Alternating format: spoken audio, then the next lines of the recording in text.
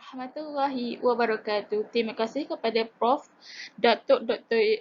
Riza Atiq kerana telah memberi saya peluang untuk menerangkan projek akhir asas pengangkutan bandar. Nama saya Nurul Fatin Alia binti Azhar, nombor matrik A177493.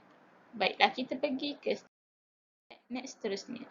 Soalan yang diakit adalah masalah pengangkutan yang dihadapi, polisi pengangkutan yang dicadangkan, perancangan jangka pendek iaitu dalam masa 3 tahun, perancangan jangka panjang hingga 30 tahun, perancangan anda mesti melibatkan jalan raya, pengangkutan awam dan kemudahan berjalan kaki serta berbasikal. Okey, next. Okey, Bandar Raya Kota Baru. Kalau boleh lihat, inilah apa peta di Kota Baru yang saya tunjuk ni. Okey, pengangkutan awam, teksi, kereta api, bas ekspres, grab car dan kapal terbang. Kalau kat Kota Baru lah, bandar saya sendiri. Okey, ini adalah gambar-gambar saya tunjuk ni adalah gambar teksi, grab ni semua ni gambar kat sini saya tunjukkan ni. Okey.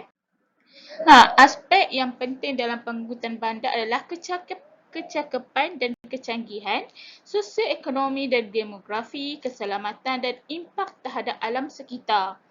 Kenapa saya kata penting kan? Jom.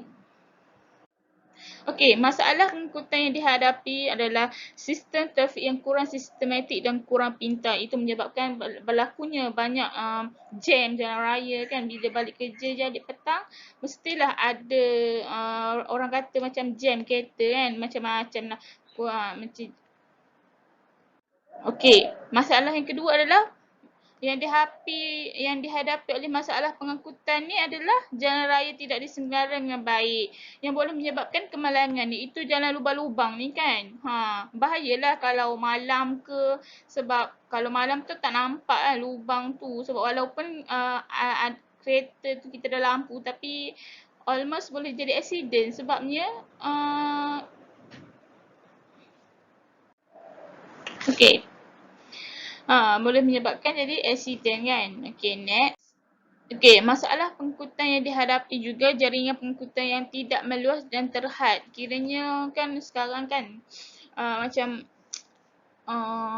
bas-bas pun tak banyak, kereta sewa kan. Jadi pengangkutan tu masalah jugalah bagi orang nak bekerja kan, nak pergi kerja tak ada pengangkutan ni. Macam tu. Yang ketiga adalah masalah pengangkutan yang dihadapi adalah sistem pengangkutan yang tidak mesra, golongan OKU, pejalan kaki dan pengguna basikal.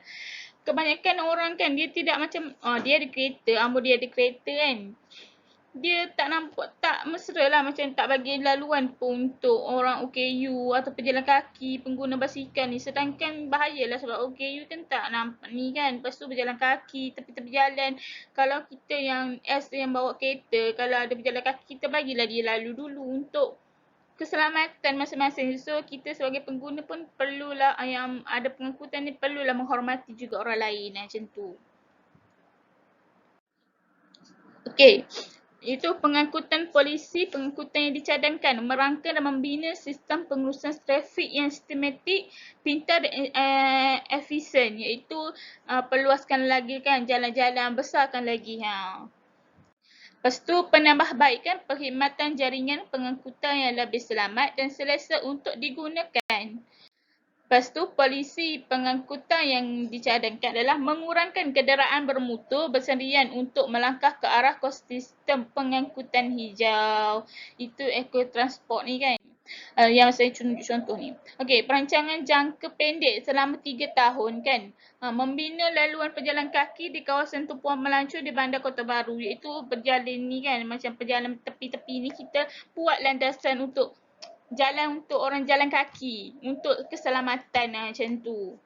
Lepas tu, okey, menyediakan kemudahan berbasikal sewa dan laluan khas bagi berbasikal. Kita buat jugalah penyediaan basikal sewa. Lepas tu, buatlah juga laluan untuk laluan basikal kan. Senang untuk orang-orang berbasikal ni, selamat untuk keselamatan mereka juga macam tu. Lepas tu, penyelenggaraan jalan raya dan menutup jalan-jalan kawasan pedalaman atau kawasan kampung. Kiranya macam buat kan jalan lubang-lubang yang tadi kan yang menyebabkan kemalangan. So kita buatlah jalan tu buatlah jalan tu elok-elok untuklah masa akan datang untuk orang bawa kereta ke apa tu tak accident lah macam tu. Sebab kan ada lubang lah, ada ni lah sebab membahayakan yang orang yang pengangkutan ni macam tu. Okey, menambah baikkan mutu dan promosikan pengangkutan awam. Lepas tu, perancangan jangka pendek dalam 3 tahun ini juga menilai semula dan membuat audit keselamatan jalan raya secara berterusan dan membina penenang lalu lintas dan jika perlu di kawasan yang sesuai. Perancangan jangka panjang pula ialah hingga 30 tahun ialah pencanggihan kenderaan sendirian iaitu kenderaan yang boleh menggunakan tenaga elektrik, tenaga solar, mengurangkan pencemaran alam sekitar dan tidak memerlukan bahan api. Untuk jangka masa panjang lagi, kita akan buatkan mengurangkan pencemaran alam sekitar dan tidak perlu bahan api macam tu. Perstrukturan semula perkhidmatan laluan bas, membina bas rapid transit pada waktu-waktu puncak dan meluaskan jaringan laluan bas yang sedia ada. Pencanggihan aplikasi bas untuk meningkatkan mutu perkhidmatan. Membina sistem pengurusan trafik yang sistematik, membina sistem kawalan lalu lintas termaju transport system. Okey, membina sistem pengurusan trafik yang sistematik, menyelaraskan sistem tiket semua pengangkutan awam dan untuk memudahkan pembayaran.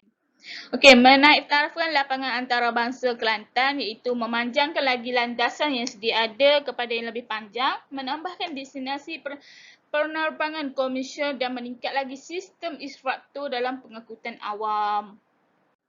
Okey, perluaskan lagi koridor pengangkutan awam berkualiti tinggi. Masih membina light rail station iaitu LRT lah yang masih belum ada di Kota Baru kan. Yang masih belum ada ketika ini di Kota Baru. Macam saya cakap tadi kan. Pembinaan tram antara daerah dan negeri bagi memudahkan pergerakan penduduk setempat. Ia juga dapatlah untuk jangka masa panjang kan. Lepas tu menambah baikkan pelaburan yang sedia ada di Bandar Kota Baru. Memberi personaliti terbaik kepada kapal perdagangan. Lepas tu menambah baik infrastruktur di pelabuhan bagi menarik minat pelaburan luar dan kegiatan ekonomi dalam negeri.